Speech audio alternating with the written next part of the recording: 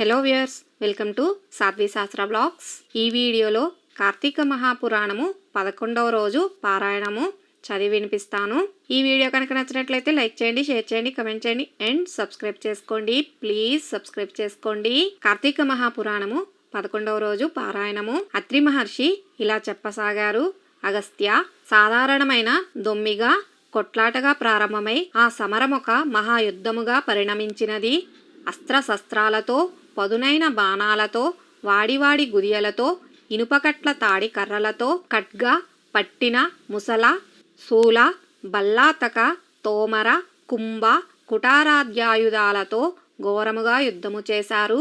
ఆ సంకుల సమరములో కాంబోజరాజు 300 బాణాలను ప్రయోగించి పురంజయుని గొడుగును, జెండాను, రథాన్ని కూలగొట్టాడు. అనంతరం ఇంకొక 5 బాణాలతో గుర్రాలను కూల్చివేశాడు. మరికొన్ని బాణాలతో పురంజయుని గాయపరిచాడు. అందుకు కోపించిన పురంజయుడు బ్రహ్మాస్త్ర మంత్రముతో అభిమంత్రించిన పదునైన 10 బాణాలను కాంబోజరాజుపై వేశాడు. ఆ బాణాలు కాంబోజుని కవచాన్ని చీల్చి గుండెలో దిగబడ్డాయి. రక్తం ధారాపాతంగా కారుతుండగా తన వక్షంలో గుచ్చుకొన్న బాణాలను పెరికితీసి ఆ కాంబోజ మహారాజు, ఓ పురంజయ, నేను పరుల సొమ్ముకు ఆశపడేవాడిని కాను. నీవు పంపిన బాణాల్ని నీకు త్రిప్పి పంపుతున్నాను, తీసుకో అంటూ వానినే తన వింట సంధించి పురంజయుని మీదకు ప్రయోగించాడు. ఆ బాణాలు పురంజయుని సారథిని చంపివేశాయి, ధనుస్సును ముక్కలు చేశాయి, పురంజయుని మరింత గాయపరిచాయి. అంతటితో మండిపడిన అయోధ్యాధిపతి 20 రెక్కల బాణాలను వింట సంధించి వాటిని ఆకర్ణాంతము లాగి కాంబోజునిపై వదిలాడు.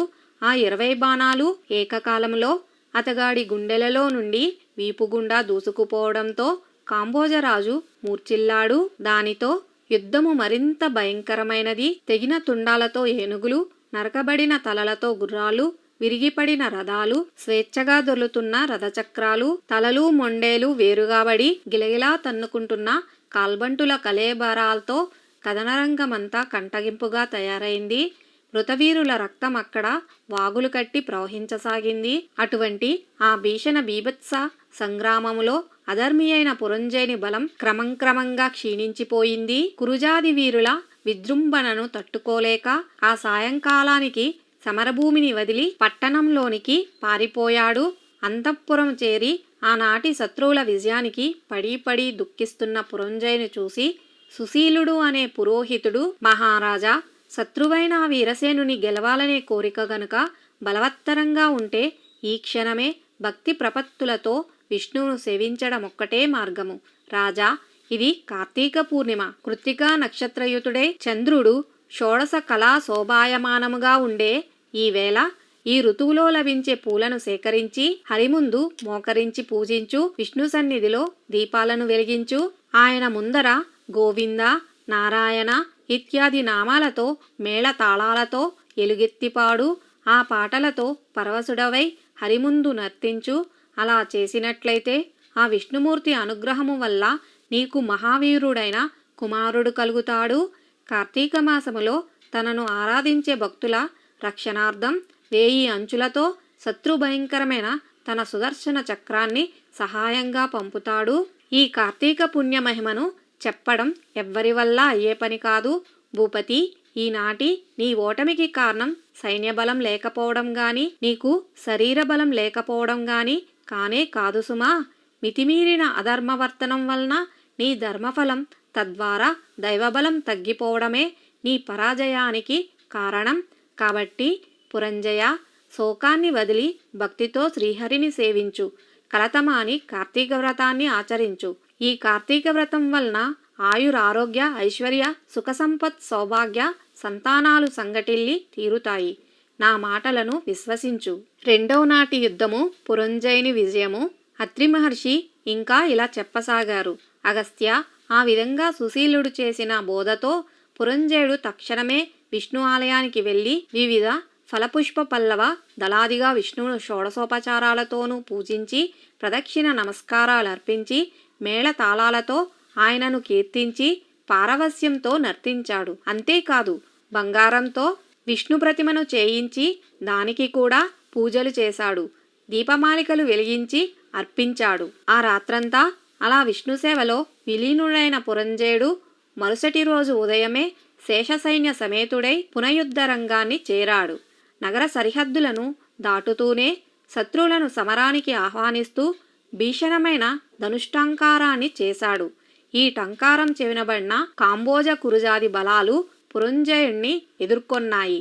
వజ్రాల వంటి కత్తులతోనూ పిడుగుల వంటి బాణాలతోనూ అమిత వేగవంతాలు, ఆకాశానికి సైతం ఎగరగలిగినవి అయిన గుర్రాలతోనూ ఐరావతాల వంటి ఏనుగులతోనూ అన్యోన్య జయకాంక్షా తత్పరులై ప్రాణాలకు తెగించి పోరాడే కాల్బాలతోనూ క్రమక్రమంగా యుద్ధం దుర్నిరీక్ష్యమానంగా పరిణమించసాగింది. గత రాత్రి పురంజయుడు చేసిన పూజలకు సంతుష్టుడైన గరుగగమనుడు అతనికి దైవబలాన్ని తోడు చేయడం వలన ఆనాటి యుద్ధంలో శత్రురాజుల శక్తులన్నీ ఉడిగిపోయాయి. కాంబోజుల గుర్రాలు, కురుజాదుల ఏనుగులు, వివిధ రాజుల రథబలాలు, వైరికూటం యొక్క పదాతి బలాలు దైవ కృపాప్రాప్తుడైన పురంజయుని ముందు చిత్తుచిత్తుగా ఓడిపోయాయి. పురంజయుడి పరాక్రమానికి గుండెలవిసిపోయిన పగవారందరూ ప్రాణభీతితో రణరంగాన్ని వదిలి తమ తమ రాజ్యాలకు పరుగులు తీశారు. అంతటితో విష్ణు అనుగ్రహం వలన విజయాన్ని పొందినవాడే పురంజయుడు అయోధ్య ప్రవేశం చేశాడు. విష్ణువు అనుకూలుడైతే శత్రువు మిత్రువు అవుతాడు. విష్ణువు ప్రతికూలుడైతే మిత్రుడే శత్రువు అవుతాడు. దేనికైనా దైవబలమే ప్రధానం. ఆ దైవబలానికి ధర్మాచరణమే అత్యంత ముఖ్యం. అటువంటి ధర్మాచరణలో ప్రప్రదమైన కార్తీక వ్రత ధర్మానుష్ఠానంతో ఎవరైతే శ్రీహరిని సేవిస్తారో వారి సమస్త దుఃఖాలు కూడా చిటికెల మీదనే చిమిడిపోతాయి. అగస్త్య, విష్ణుభక్తి సిద్ధించడమే కష్టతరం. అందున కార్తీక వ్రతాచరణ శక్తి కలగడం ఇంకా కష్టతరం. కలియుగంలో ఎవరైతే కార్తీక వ్రతము, శ్రీహరి సేవ వదలకుండా చేస్తారో వాళ్ళు శూద్రులైనా సరే వైష్ణవోత్తములుగా పరిగణింపబడతారు. వేదవిధులైన బ్రాహ్మణులైనప్పటికీ కూడా ఈ హరిసేవ, కార్తీక వ్రతాచరణలు లేని వాళ్ళు కర్మచండాలులేనని గుర్తించు. ఇక వేదవేత్తయే హరిభక్తుడే కార్తీక వ్రతనిష్ఠుడైన వాని యందు సాక్షాత్తు ఆ విష్ణువు నివసిస్తాడని చెప్పబడుతోంది. ఏ జాతి వాళ్ళైనా సరే ఈ సంసార సాగరాన్నించి బయటపడి ఉత్తమ గతుల్ని పొందాలనే కోరికతో విష్ణుని అర్చించినట్లయితే తక్షణమే వాళ్ళు తరించుకుపోయినట్లుగా భావించు. అగస్త్య, స్వతంత్రుడు గాని పరతంత్రుడు గాని హరి పూజాసక్తుడై ఉంటేనే ముక్తి. భక్తులకా శ్రీహరి, విష్ణువుకి భక్తులు అన్యోన్యాను రాగబద్ధులై ఉంటారు. భక్తులకు ఇహపరాలు రెండిటినీ అనుగ్రహించి రక్షించగలిగిన ఏకైక దైవం ఆ వాసుదేవుడే. విశ్వమంతటా నిండి ఉన్న ఆ విష్ణువునందు భక్తి ప్రపత్తులున్న వారికి మాత్రమే కార్తీక వ్రతావకాశం చేజిక్కుతుంది. కాబట్టి వేదసమ్మతము, సకల శాస్త్రసారము, గోప్యము, సర్వవ్రతోత్తమోత్తమము అయిన ఈ కార్తీక వ్రతాన్ని ఆచరించిన కనీసం కార్తీక మహత్యాన్ని మనస్ఫూర్తిగా విన్నా కూడా వాళ్ళు విగత పాపులే అంత్యంలో వైకుంఠం చేరుకుంటారు. మహత్వపూర్వకమైన ఈ 22వ అధ్యాయాన్ని శ్రాద్ధకాలంలో పఠించడం వలన పితృదేవతలు కల్పాంత తృప్తిని పొందుతారు సుమా. పురంజయుని మోక్షము.